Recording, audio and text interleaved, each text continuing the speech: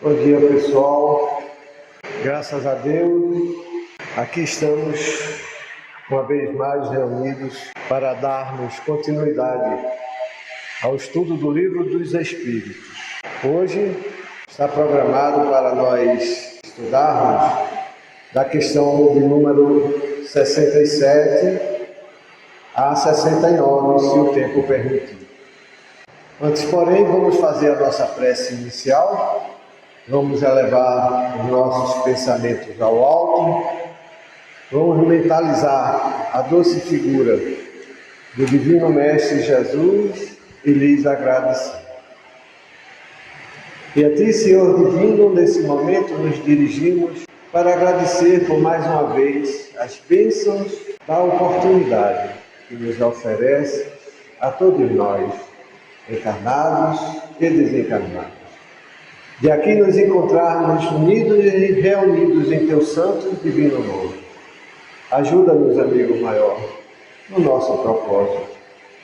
Permite que os Teus mensageiros de amor nos assista, nos oriente, nos conduza em nosso objetivo de aprendermos um pouco mais a respeito das Tuas sublimes verdades de luz e de vida eterna, através do estudo do Livro dos Espíritos.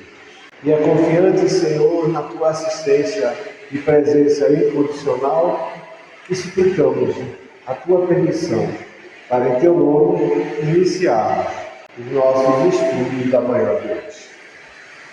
Que assim seja. E antes de iniciarmos o estudo propriamente dito, vamos ler um pequeno trecho do Evangelho segundo o Espiritismo, que está lá no capítulo 5, que começa dizendo o texto: se o homem ajuizado é uma raridade neste mundo, o homem absolutamente feliz jamais foi encontrado.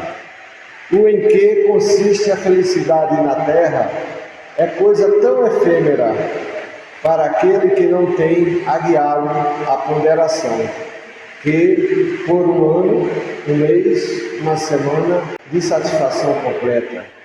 Todo o resto da existência é uma série de amarguras e decepções. E notai, meus caros filhos, que falo dos venturosos da terra, dos que são invejados pela multidão. Consequentemente, se a morada terrena são peculiares as provas e a expiação, forçoso é se admita que, algures, moradas há mais favorecidas, onde o espírito, porquanto aprisionado ainda numa carne material, possui em toda a plenitude os gozos inerentes à vida humana.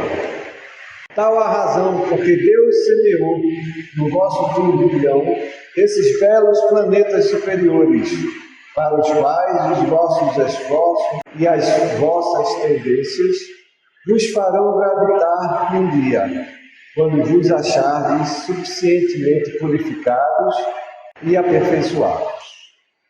Todavia, não deduzais das minhas palavras que a terra esteja destinada para sempre a ser uma penitenciária. Não, certamente, dos progressos já realizados, podeis facilmente deduzir os progressos futuros e dos melhoramentos sociais conseguidos, novos e mais fecundos melhoramentos. Essa é a tarefa imensa, cuja execução cabe à nova doutrina que os Espíritos vos revelaram. Assim, pois, meus queridos filhos, que uma santa emulação vos anime e que cada um de vós se despoje do homem velho. Deveis todos consagrar-vos à propagação desse Espiritismo, que já deu começo à vossa própria regeneração. Corre-vos o dever de fazer que os vossos irmãos participem dos raios da sagrada luz.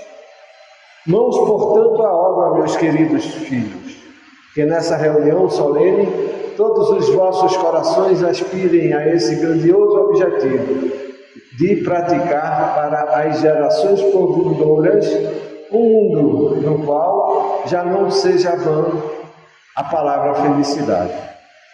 Palavras trazidas pelo espírito de François Nicolas Madeleine, na cidade de Paris, no ano de 1863. Está lá no capítulo 5 do Evangelho segundo o Espiritismo e deixamos para a nossa reflexão inicial.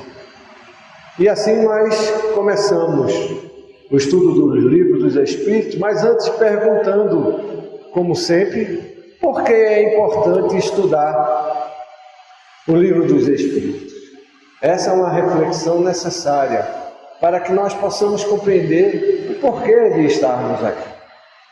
E não podemos deixar de lembrar que um dos motivos fundamentais de aqui nos encontrarmos é a necessidade e a importância que tem de cada um participar desse estudo, ou seja, através das dúvidas, das perguntas, dos questionamentos que porventura os irmãos venham nos fazer, é o que vai fomentar, vai estimular, vai dar uma dinâmica mais apropriada ao aprendizado e esclarecer as dúvidas que eventualmente nós tenhamos a respeito da doutrina dos Espíritos.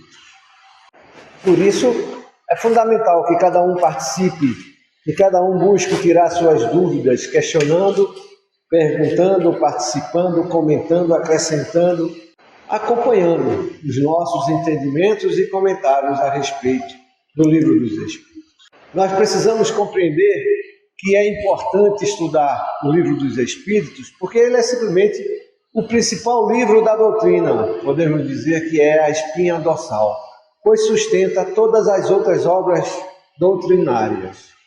Foi publicado pela primeira vez no ano de 1857, mas a edição que permanece sendo estudada e aprendida e divulgada até os dias de hoje é a segunda edição, que foi lançada no ano de 1860, a 16 de março, que está dividida em 4 partes.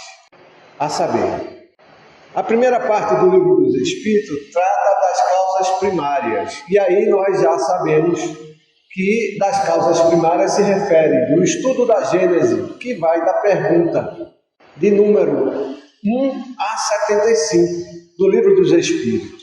Ou seja, nessas perguntas nós temos em germe as ideias que foram ampliadas, divulgadas, desenvolvidas no Livro dos Espíritos para posteriormente serem ampliadas na obra A Gênese.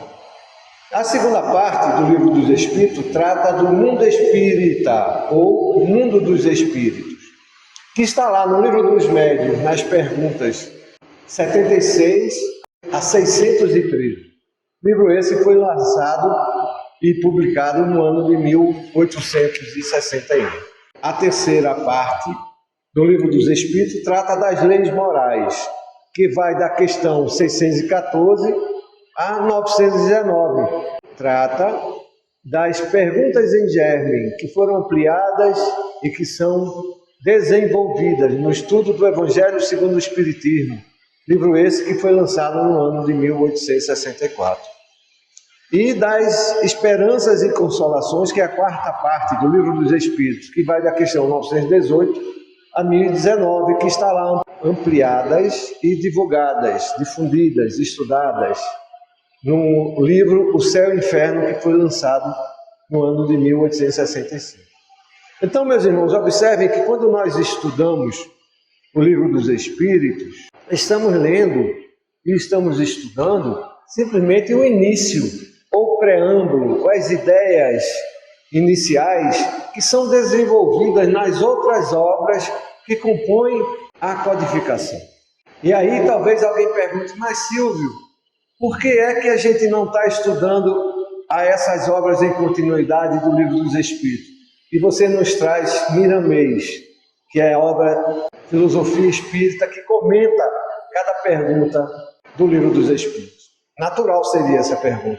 Ocorre que se nós partirmos para estudar a essas obras que o Livro dos Espíritos nos traz em germe, simplesmente nós não conseguiríamos ampliar ou alcançar todas as ideias necessárias, que é fundamental para o entendimento dessas outras obras.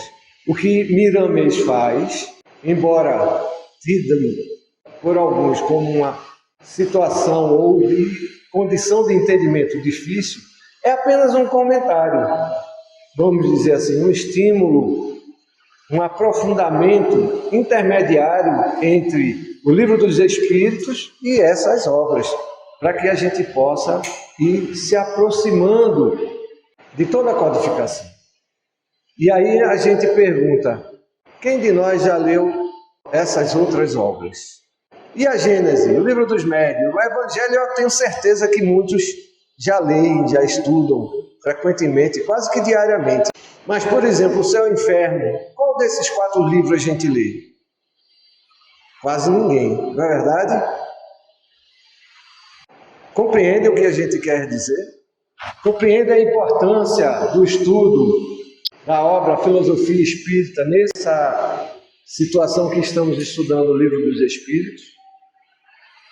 O Livro dos Espíritos nos traz de forma sucinta as ideias que os Espíritos nos informam a respeito das perguntas feitas por Kardec à espiritualidade. Miramês, por sua vez, aprofunda, comenta, debate, sugere, orienta.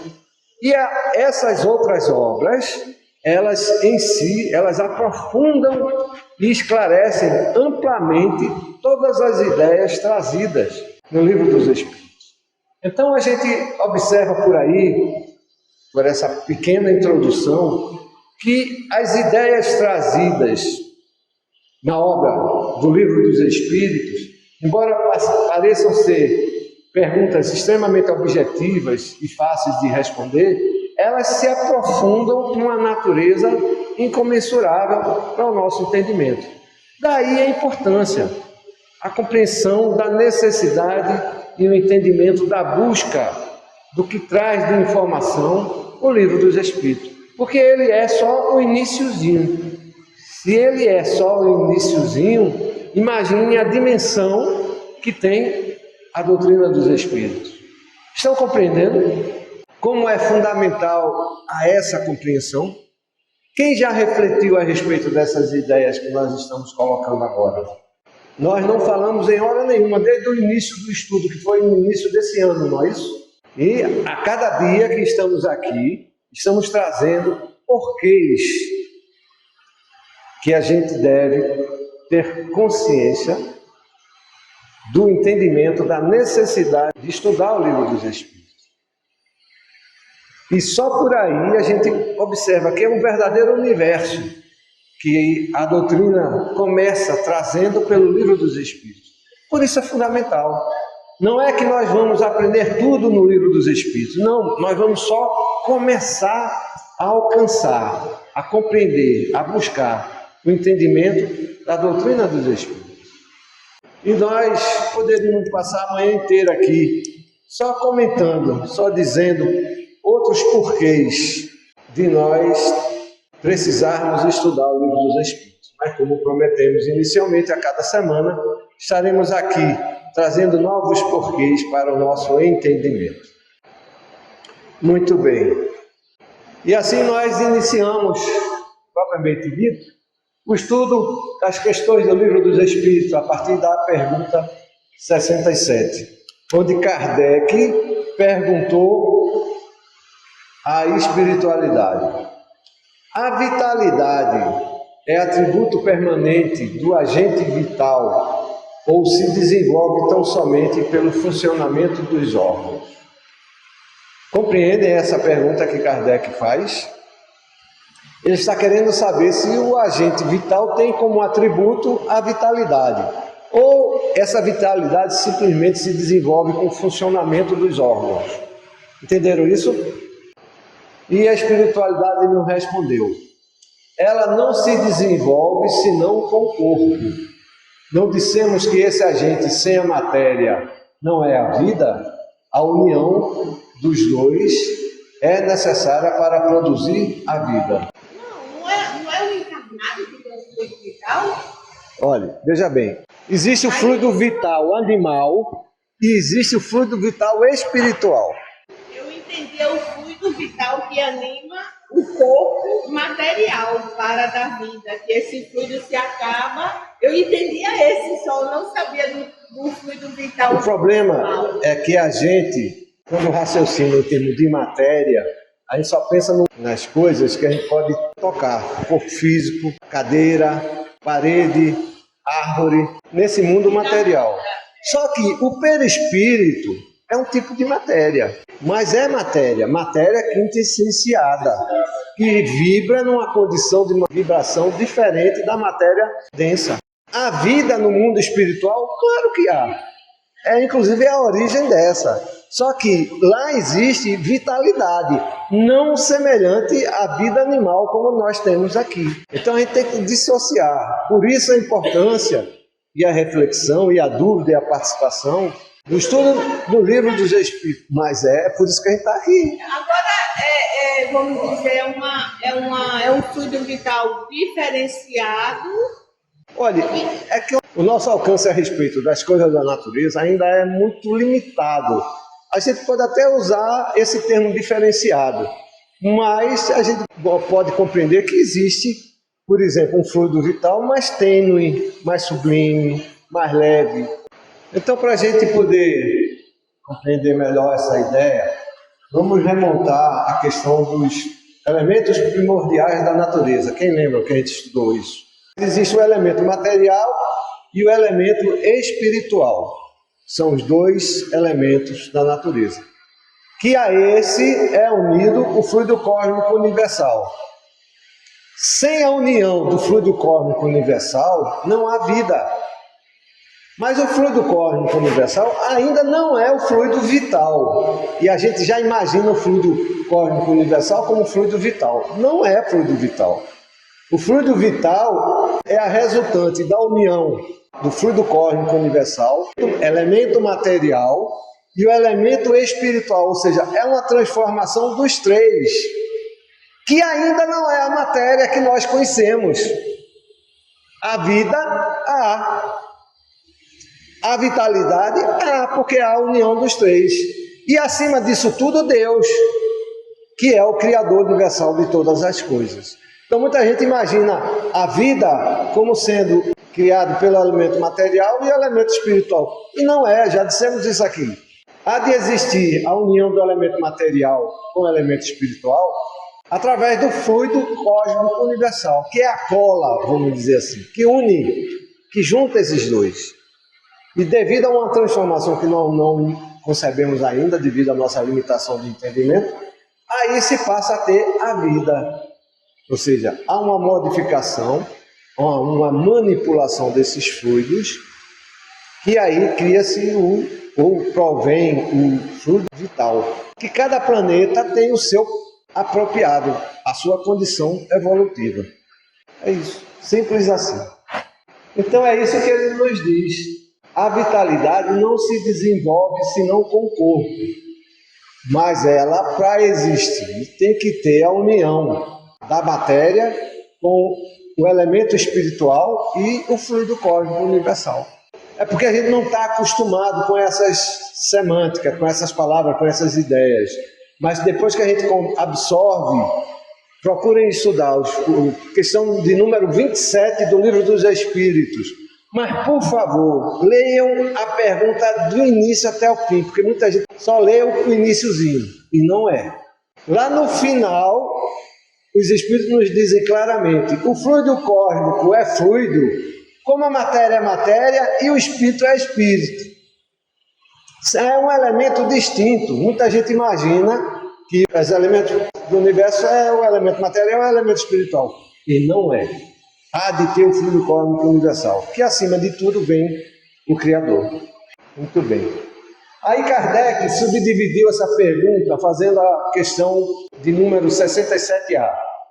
Poder-se-á dizer que a vitalidade se acha em estado latente quando o agente vital não está unido ao corpo?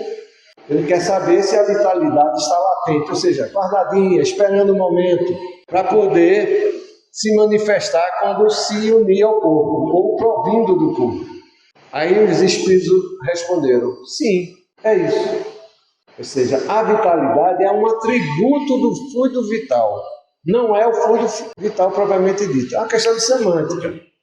O problema é que os pensamentos dos espíritos é algo mais abrangente e a gente se limita a palavras, a entendimento daquilo que as letras e as palavras unidas possam nos dizer. E Kardec continua dizendo, o conjunto dos órgãos constitui uma espécie de mecanismo que recebe impulsão da atividade íntima ou princípio vital que entre eles existe. O princípio vital é a força motriz dos corpos orgânicos, ao mesmo tempo que o agente vital dá um impulso aos órgãos. A ação deste entretém e desenvolve a atividade daquele agente, quase como sucede com o atrito que desenvolve o calor. Ou seja, o agente vital é o estímulo, é a força que faz com que os órgãos se movimentem. E aí começa o comentário de Miramês. Começa dizendo o seguinte, a vitalidade desenvolve-se quando irradia em um corpo, impulsionando-o para o movimento. Ou seja, quando você vê algo em movimento, onde há vida, você vê que ali há a vitalidade. E é ela que dá a condição da vida propriamente dita. No encontro do corpo com ela, expressa-se a vida. É isso que nós acabamos de dizer. Por isso é que dizemos sempre que a vida é movimento. Não é comum a gente dizer, quando a pessoa está muito parada, que ela está morta. É mais ou menos isso. O espírito também é vida. Entenderam ou não? O espírito também é vida. Foi o que nós dissemos bem no iníciozinho. A vida não é só no corpo físico, não. A vitalidade não é só no corpo físico. É de outra natureza, de outra dimensão, de outra realidade. Não obstante, ele alcança valores maiores que a própria vida. Porque não existe valores maiores do que a própria vida. Ele alcança valores maiores que a própria vida, que ainda poucos conhecem, ou seja, é um dimensionamento de vida que a gente não conhece. O tempo falará mais adiante sobre alguns tesouros da alma quando em plena ascensão. Ou seja, esse entendimento que a irmã teve foi o meu também no passado e da grande maioria de nós a respeito do fluido vital ou da vitalidade ou da vida quando estuda inicialmente o livro dos Espíritos. Imagina-se que vida só é quando há a união do fluido vital físico ao corpo físico. E não é. É uma expressão da vida. Podemos dizer assim, é uma modalidade ou um tipo de vida. Porque na espiritualidade, como bem diz Miramês, também há vida. É por isso que o homem de ciência não consegue ter a resposta do universo. Porque ele quer explicar a matéria pela matéria, como se a matéria fosse a única expressão de realidade existencial. Só que existem outros tipos de matéria. Ele só consegue estudar os átomos e suas subdivisões segundo aquilo que ele alcança como matéria. Pois não, Marcos? Qual a matéria essencial? O perispírito ou o espírito? Espírito é espírito. Matéria é matéria. O perispírito é um tipo de matéria que está essenciada. Espírito é espírito. Está na questão de número 27. Espírito é espírito, matéria é matéria. A luz é matéria. É, porque a gente vê, a gente só não toca, mas a gente vê. É uma expressão de matéria. Numa condição existencial que a gente não concebe. Mas é. Ponderável. Oi? Não, a luz não é imponderável porque você consegue medir. Não. Tudo que você consegue medir, você consegue pesar, tocar, constatar, é ponderável. O que não é ponderável é aquilo que vai além das condições de observação humana. No livro dos Espíritos tem uma pergunta que Kardec faz à espiritualidade, perguntando o que é o espírito. E a espiritualidade responde justamente isso. Vós não tem condições de entender ainda. Mas o Espírito, podemos lhe assegurar que o Espírito é alguma coisa. Tem forma, tem cor, que vós não podeis alcançar. Mas é alguma coisa. Esse é alguma coisa que está muito distante do nosso, da nossa compreensão. Aí continua Miramês nos dizendo: para melhores deduções sobre a força vital em um corpo, pode-se analisar uma corrente elétrica quando aciona um motor e faz mover um maquinário. Ela, ao chegar, dá vida, porque faz mover os aparelhos antes inertes. Então, por essa colocação de Miramês aí, ele faz uma analogia entre a força vital e a energia comum que a gente conhece. Então, a gente pode concluir que a força vital nada mais é do que um tipo de energia quintessenciada, uma condição vibratória N vezes superior, que expressa, que estimula os corpos a se animarem. E Miramês continua: pode-se observar o feto no seu ambiente gerador, com poucas semanas, recebe uma corrente vital que o faz mover-se, de sorte que o coração, ainda um rudimento desse órgão sagrado, começa a bater, impulsionando assim o fluxo sanguíneo, permitindo aos órgãos em formação do estado saudável e diligência ativa na formação do corpo. É mais ou menos assim. O feto tem um coração, mas está formado? Não está formado. Ele já está batendo. O que está fazendo ele bater é o fluido vital. É a vitalidade que está animando ele. É isso que ele está dizendo. Sem esse agente vital não pode haver vida. E ele, sem a matéria, não pode encontrar a expressão da própria existência para a visualização dos homens. E aí, a gente volta para uma questão primordial de entendimento de vida, inclusive. Muita gente sugere que não há vida, que o importante é a matéria, o mundo material, não é assim? Porque não acredita no espírito. Já os espiritualistas querem negar, muitos espiritualistas querem negar a vida material ou colocá-la em segundo plano, dizendo que o mais importante é a vida espiritual. Não é assim que acontece? E aí é um engano das duas partes. Porque sem a matéria, o espírito não se manifesta. E sem o espírito, a matéria não se expressa. Então os dois são fundamentais à existência da vida. O problema é que nós, humanos, estamos habituados a raciocínios modestos a respeito do que é a vida. Sem a matéria, o espírito não se manifesta. Sem o espírito, a matéria não se expressa. Então, para haver a vida, há de existir os dois, espírito e matéria. Não da forma que a gente imagina que seja, mas de uma forma quintessenciada, que está a anos-luz à distância do nosso entendimento. Perfeito. Quando eu chegar lá, eu lhe digo como é. Enquanto eu não chegar lá, não vou poder responder essa sua pergunta. Entendeu? Não tem condição de responder. O espírito perfeito é assim, assado, torrado, cozinhado? Não tem condição. Porque simplesmente eu não alcanço. A gente tem uma vaga ideia. A gente pode imaginar ele como luz. A gente não conhece nem a luz, quer conhecer o espírito perfeito. A gente está muito longe disso. E continua Miramês nos dizendo: o espírito ainda tem muitos corpos, bem desconhecidos na ciência humana. Os mais estudiosos já entendem que existem, sem contudo compreender seus objetivos e mesmo suas organizações e trabalhos junto à alma. Só esse trechozinho aí daria para a gente passar 6 meses estudando, sem exagero. Kardec nos traz a informação do corpo perispiritual e do corpo material. São dois. Mas isso é por uma razão simples. A gente, para aceitar, entender o perispírito é uma dificuldade. Imagine para entender e aceitar o funcionamento do corpo mental, do corpo sentimental, e por aí vai. N corpos. As escolas filosóficas mais antigas dizem que tem 7 corpos. Não tem só 7 não, tem muito mais. Nós é que ainda estamos viajando, tentando entender e alcançar a essa realidade.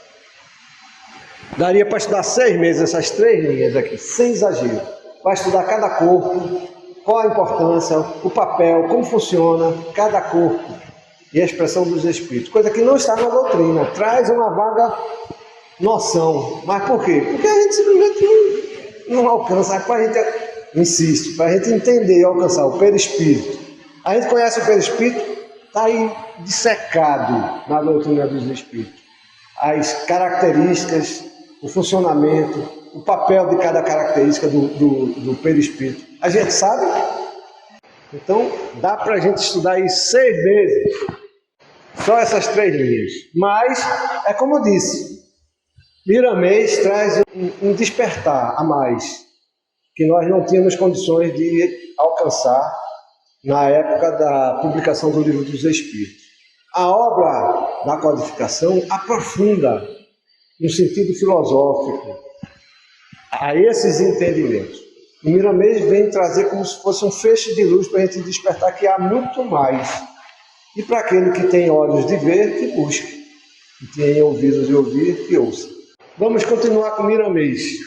Cabe à doutrina dos Espíritos a revelação dessas verdades, de acordo com a elevação dos homens, sem, contudo, abalar a estrutura de conhecimentos de cada um. Tudo deve ser gradativo para que o mal não cresça e a consciência não se altere. Tudo é proporcional à condição de entendimento nosso, que a gente só vai alcançar esses entendimentos na medida do nosso desenvolvimento, na medida que buscarmos o estudo, buscarmos o entendimento, para a gente ver que na vida tem muita coisa para a gente estudar. Isso aí é só um preâmbulozinho, é só uma palhinha, vamos dizer assim, que Miramês veio nos dar para ver se a gente acorda para Jesus. Compreende? Continua Miramês dizendo: esperamos que, com o decorrer do tempo, a própria ciência dos homens se interesse pela ciência do Espírito. O homem está procurando a ciência do Espírito. O homem está procurando a matéria pela matéria, explicar a matéria através da matéria. Por isso que ele está muito distante. E estude com sinceridade. Aí vamos encontrar muitos instrumentos com capacidade de receber os valores das revelações espirituais. Essa é a nossa alegria, de nos confundirmos com os encarnados nas suas necessidades e falar-lhes frente a frente com todo o desembaraço. A vida assim ficará mais fácil para os que se revestiram de carne. Esse é o ideal dos Espíritos. Sabedores que um dia estiveram na mesma situação semelhante a nós, limitados pela matéria, pela compreensão e pelo entendimento, vem nos ajudar. Como nós fazemos, por exemplo, com os nossos filhos, com os seres mais jovens. Não é assim que funciona? Um ajuda o outro a desenvolver. É isso que os Espíritos estão tentando nos fazer. E no dia que o homem compreender que ele é efeito, não causa, a sua vaidade permite entender que ele vive apenas uma consequência da sua existência. Aí ele vai começar a buscar o entendimento da origem. De onde ele veio, para onde ele vai, o que é que ele está fazendo aqui. Percebem como é profundo? Isso aí é mais 6 meses. Nesses 2 parágrafos já vai passar 1 ano só estudando. Mas cabe a gente apenas despertar. Por isso estamos estudando só isso. A força vital deve decrescer em um corpo e este ficar desprovido do magnetismo animal, falecendo. Entretanto, uma alma bem adestrada nesta ciência poderá, com os recursos da mente, atraí-la com a mesma facilidade que respira o ar, pois essa fonte de vida está disseminada por toda a parte. Dá para ter uma ideia do que ele está dizendo aí. Esse trecho aí dá para conversar 1 ano, de tão profundo que é. Primeiro que a força vital decresce com o corpo, e esse ficar desprovido do magnetismo animal falecendo. Entretanto, uma alma bem adestrada, ou seja, a alma é o ser encarnado. estudando, procurando entender, compreender a realidade da vida existencial, ele é capaz de atrair essa própria vitalidade, como se você respira o ar.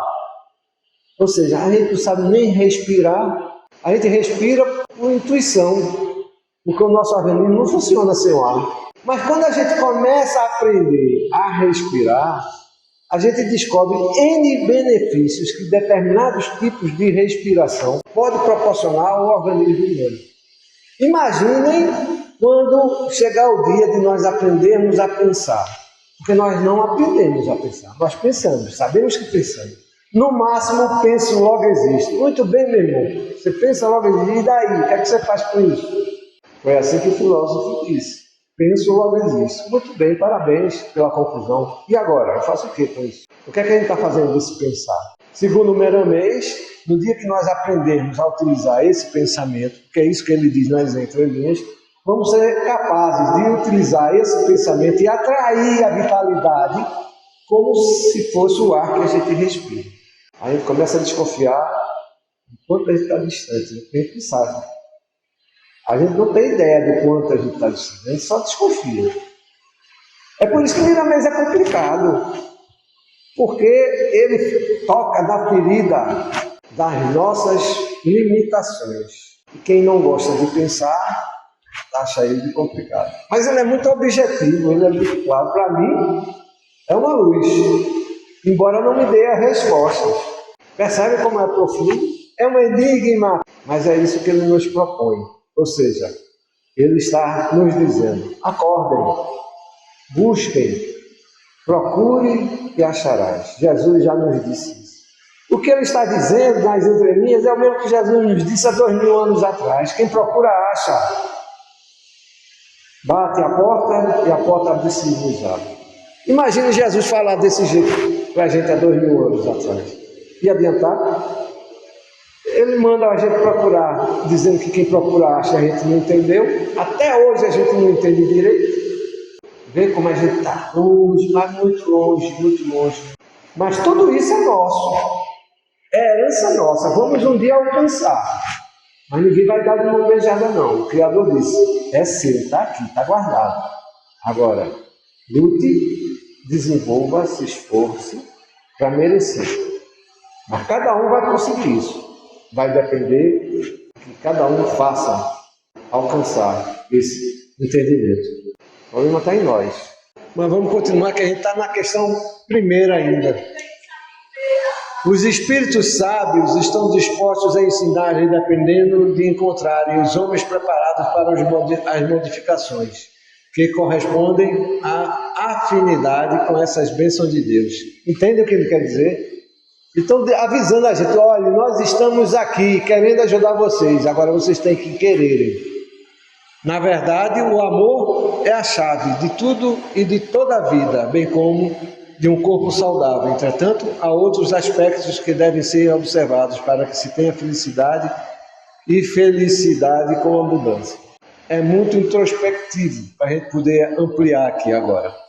E vamos passar à questão seguinte. Nós vamos passar porque nós já vimos muita coisa a respeito da questão anterior. Senão a gente não consegue terminar.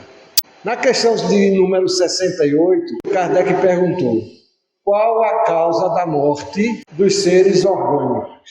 E os espíritos responderam de forma bem objetiva: esgotamento dos órgãos. A vida não é a expressão do corpo. A morte, no nosso entendimento, é o esgotamento desse corpo. É isso que os espíritos nos dizem.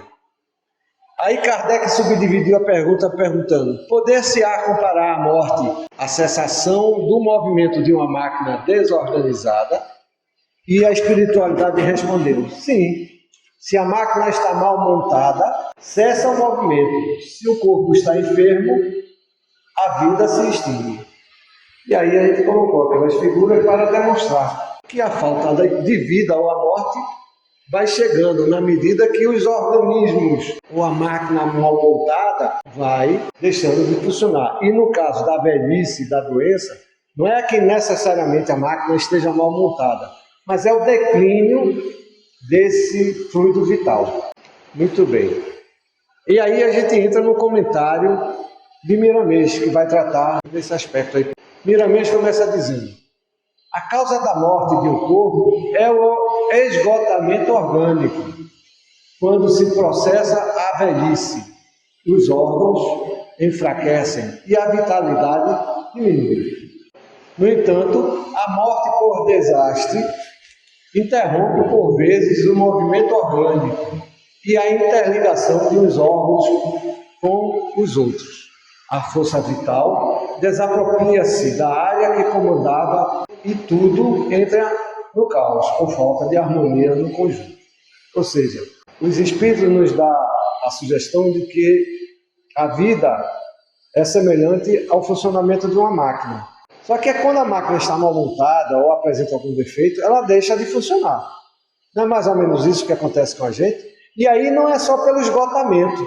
Por exemplo, se eu sofro um acidente e atinjo uma peça vital do meu organismo, aquela peça vital deixa de funcionar. E aí não há mais harmonia e, naturalmente, a perda do equilíbrio do funcionamento dessa máquina. E continua Miramês nos dizendo: a verdadeira causa da morte é de difícil comprovação, dado o engenhoso esquema espiritual traçado à luz do karma de cada espírito, bem como, e certamente, do seu livre-arbítrio. Ou seja, aquilo que o homem determina ou entende como causa da morte é muitas das vezes aquilo que ele justifica para o não funcionamento do corpo. Só que Miramês nos diz que a causa da morte é de difícil explicação. Vai depender de cada um, da sua realidade existencial, do seu karma, dos seus compromissos, da realidade existencial que você experimenta durante a vida. Ou seja, a causa da morte, identificada como morte cerebral, é a simples constatação humana do deixar de funcionar do organismo de determinada pessoa. Então vai depender muito de cada caso, de cada situação, de cada realidade existencial, de cada criatura. E Miramês continua dizendo: o poder da vontade soma como bênção de Deus e pode modificar o cronograma, assim como os homens podem e mudam de vez em quando as suas próprias leis. Ou seja, existe uma condição existencial que muito de nós relega a segundo plano, que é a condição da vontade. Mas Silvio, o que é que você está querendo dizer com isso? Não sou eu, são os espíritos que nos orientam. Estão dizendo que, dependendo da condição da vontade, da expressão dessa vontade, do esforço, da utilização, ou seja, da forma e do aprendizado do pensar, você pode utilizar-se da sua vontade, desde que de acordo com as leis universais, em benefício de si próprio e da própria vida. E modificar, muitas das vezes, coisas que você imaginava ser impossível. Dá para entender isso? Compreendem? Não é assim que a gente entende? A força de vontade me faz vencer na vida. Em outras palavras, é isso que Miramês está nos dizendo. Não tem nenhuma novidade aí. Continua Miramês nos dizendo: a morte de cada corpo humano não é um determinismo. A vida pode se estender enquanto for necessário, desde que os agentes da espiritualidade maior achem conveniente tal decisão. E agora? Compreendemos ou não isso aí que Miramês está dizendo? Em outras palavras, ele está dizendo que é a espiritualidade maior que avalia a nossa necessidade existencial nesse plano. São eles que dirigem, são eles que consentem ou não, são eles que conduzem as nossas vidas e não nos damos conta disso. É uma verdadeira aventura a criatura humana que vive nesse plano existencial sem admitir, sem aceitar a existência de alguma coisa superior, de uma força superior, sem buscar entender a compreensão apropriada do que é a vida e de como ela funciona, esperando explicar a matéria pela matéria. Porque até a própria ciência um dia vai levar o homem na direção do caminhar, do encontro a Deus. O próprio homem de ciência hoje já se sente extremamente incomodado, porque ele sabe que tem alguma coisa maior, organizando tudo, que não é à toa, que o acaso simplesmente não existe. Daria para a gente conversar mais 6 meses só sobre esse trechozinho. E Miramês continua dizendo: assim, as provas, infortúnios e sofrimentos tanto podem aumentar como diminuir o mundo espiritual, que comanda a existência dos homens na Terra e escolhe o melhor para cada um.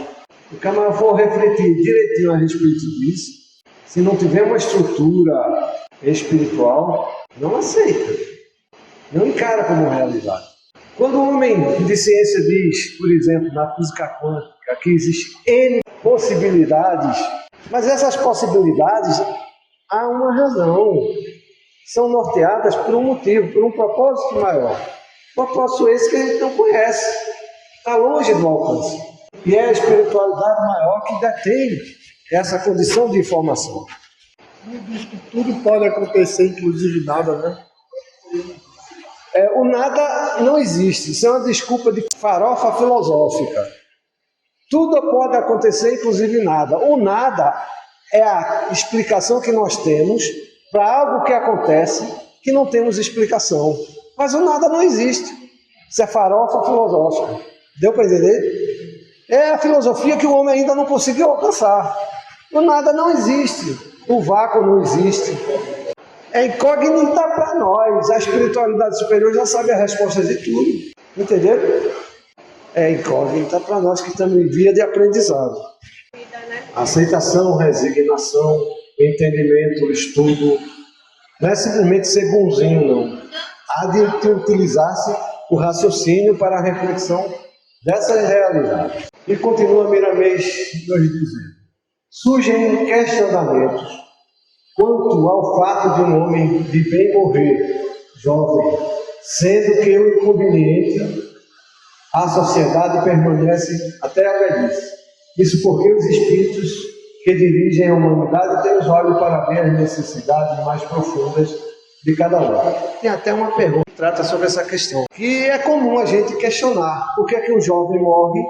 Por exemplo, há uns que não conseguem nem nascer.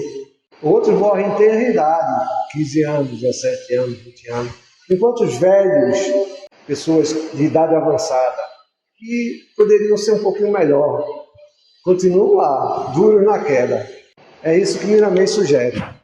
E Miramês nos diz: não há injustiça em campo algum de vida. Cada qual recebe somente o que merece nas linhas que percorre. Devemos procurar estudar mais as leis de Deus, que encontraremos a verdade, como se respira o ar e se sentem os raios do sol. Ou seja, Miramês nos diz que o que nos falta é buscar entender as leis divinas, procurar entender a realidade existencial que nós estamos experimentando. Mas, via de regra, o que é que a gente faz? A gente se abraça com a zona de conforto, não é assim? Celular, as redes sociais. E na hora de estudar, de procurar entender, por exemplo, o Livro dos Espíritos, dá trabalho. É complicado, está chovendo. Quando esses estudos poderiam nos ampliar os horizontes para grandes verdades, grandes enigmas que o homem ainda não tem resposta. Que tudo ficaria mais fácil desde que buscasse o entendimento, por exemplo, do Evangelho. E Miramês continua nos dizendo: a morte é sinônimo de desagregação da forma física, sem que desapareça a vida do corpo, e muito menos a do espírito. E agora? A vida do corpo se acaba ou não se acaba? Ele está dizendo que não. Não é isso que ele está dizendo? A vida do espírito a gente sabe que continua. E continua Miramês dizendo: tudo criado por Deus tem vida imortal. O que ocorre são infinitas transformações que se processam no seio daquilo que existe. Ou seja, o corpo físico continua com suas vidas, os elementos vão se transformando, mas a vida não se acaba. Tudo que Deus criou é eterno. E Miramês continua: e quando nos é facultada a oportunidade de falar sobre o Espírito, geralmente usamos termos conhecidos pela humanidade, porém, todos eles são pobres para explicar o valor da alma. É Miramês dizendo para nós o seguinte: a nossa linguagem ainda é muito modesta para tratar de realidades transcendentais como a alma.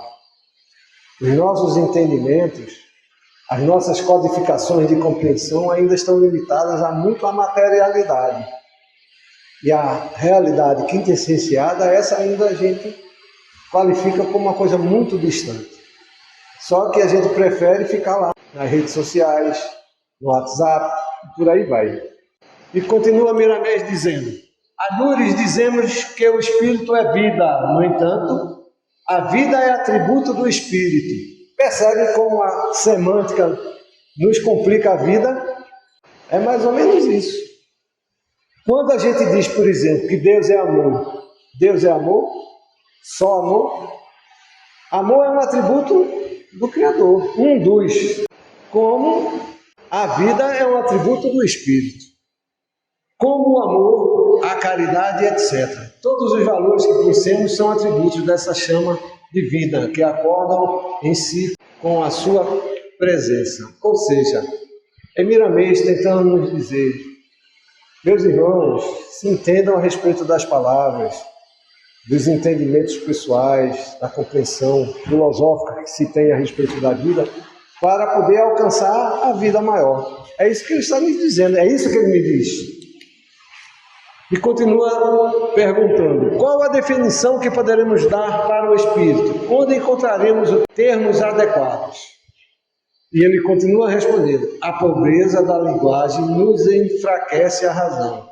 Sentimos o que é o Espírito sem ter condições de descrever o que realmente ele é. Ou seja, ele está dizendo que a gente sente, mas não consegue definir. E quantas vezes na vida a gente tem vontade de explicar algo que está sentindo e não te encontra palavras? Guardando as devidas proporções, é isso que acontece quando a gente tenta definir o que é o Espírito. A gente sente, a gente sabe que existe, que funciona, que está ali, mas a gente não consegue definir. Ou seja, é Miramês e os Espíritos nos dizendo mais uma vez que a nossa condição de entendimento ainda é limitada na compreensão das verdades maiores. E se nós quisermos compreender, vamos ter que estudar, se preparar. Não que não seja possível, mas há necessidade de aprofundamento. Por exemplo, o estudo sistemático que nós fazemos aqui do Livro dos Espíritos, que todos mundo sabe. E Miramês continua: por aí pode-se deduzir o que Deus representa para nós e as dificuldades que teremos para falar sobre o soberano Senhor, como passando do entendimento do índio. E se quisermos avançar, diremos repetidamente: João Evangelista, Deus é amor. E com mais propriedade repetiremos: Jesus, quando nos ensina: Pai nosso que está no céu. Ou seja, seria cômico no sentido de que a gente não consegue ter outra resultante de atitude, que é achar graça. Mas essa é a nossa realidade. Nós estamos ainda no estado primitivo de consciência, no estado primitivo de entendimento da realidade existencial. A gente acha que a vida ainda é, a grande parte, aquilo que nós experimentamos e vivenciamos no nosso dia a dia. Embora já estejamos aqui conversando sobre o Espírito, mas os nossos procedimentos, as nossas atitudes, as nossas demandas, os nossos comportamentos estão envoltos diariamente e constantemente, sobretudo os nossos pensamentos, daquilo que a gente alcança como material. E tudo que é matéria é resultante da vida, não é a vida. É uma expressão de vida ou da vida, como queira. Depende de cada um de nós buscarmos entender. E aí ele compara o nosso entendimento a respeito do Criador. Quando nós sugerimos, por exemplo, que Deus é amor. Deus é amor? É. Mas amor, como já dissemos inicialmente, é um atributo da divindade. Ele não é só amor, ele é muito mais que isso. E nos sugere, como Jesus nos ensinou, a nos dirigirmos ao Criador, no máximo segundo as nossas possibilidades, que não passa disso, de nos referirmos ao Criador como Pai. Pai nosso que estás no céu. E muita gente nega isso, muita gente não aceita, não compreende. E Miramês continua dizendo, a morte que muitos temem na terra é uma renovação, é uma mudança de dimensão da alma, para que esta compreenda melhor as leis da vida.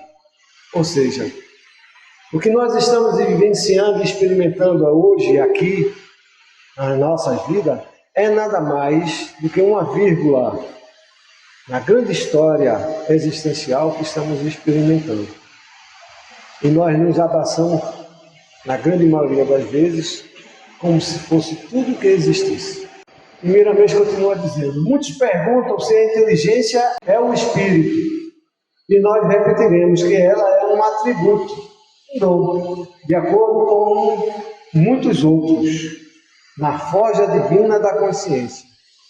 E é nessa linha de entendimento que notamos que nada morre, tudo vive a vida de Deus. Há pouco atrás, Miramês disse que tudo que Deus criou é eterno. Não disse isso?